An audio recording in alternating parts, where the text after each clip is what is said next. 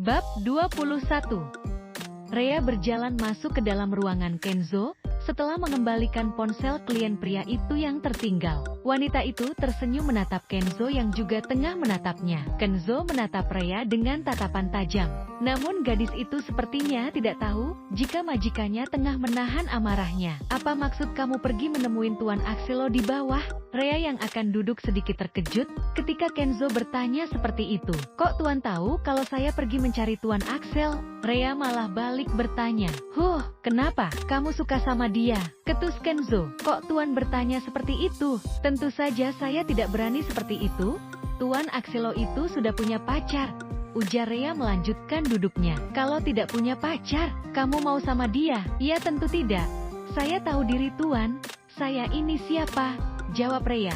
Kenzo masih merasa kesal melihat Rea pergi mencari Axelo untuk mengembalikan ponselnya. Kenzo tahu hal itu, tapi nyatanya melihat Rea perhatian dengan pria lain membuat Kenzo sangat tidak suka. "Kalau sama aku, kamu juga tidak mau?" Rea menoleh ke arah Kenzo, sedikit terkejut mendengar ucapannya. "Saya kan sudah sama Tuan."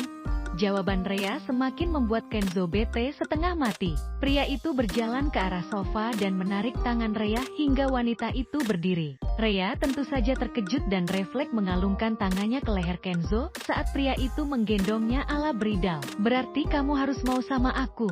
"Tidak boleh membantah." Kenzo langsung membawa Rea masuk ke dalam sebuah kamar yang ada di ruang itu. Kamar tersebut tidak terlalu luas.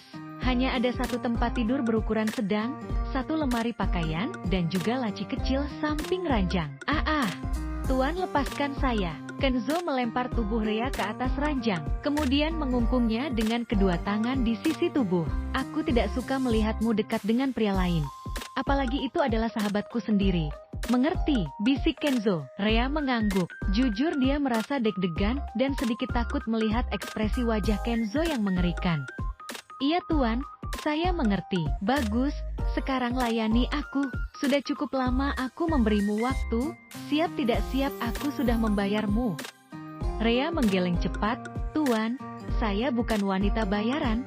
Saya mau dibayar asalkan itu pekerjaan yang halal. Saya tidak mau kalau harus melayani Tuan seperti Susi melayani Tuan. Juga bukankah Anda punya sekretaris yang cantik dan seksi? Kenapa Anda tidak meminta dia saja? Saya mah nggak ada apa-apanya, tubuh saya kerempeng, dada saya datar, pokoknya nggak enak disentuh," ujar Rea panjang lebar. Entah keberanian dari mana dia berucap seperti itu pada Tuan Ken, yang jelas dia siap jika harus dipecat. Kenzo tidak merasa tersinggung, dia malah tertawa mendengar ucapan Rea. "Jadi kamu cemburu?"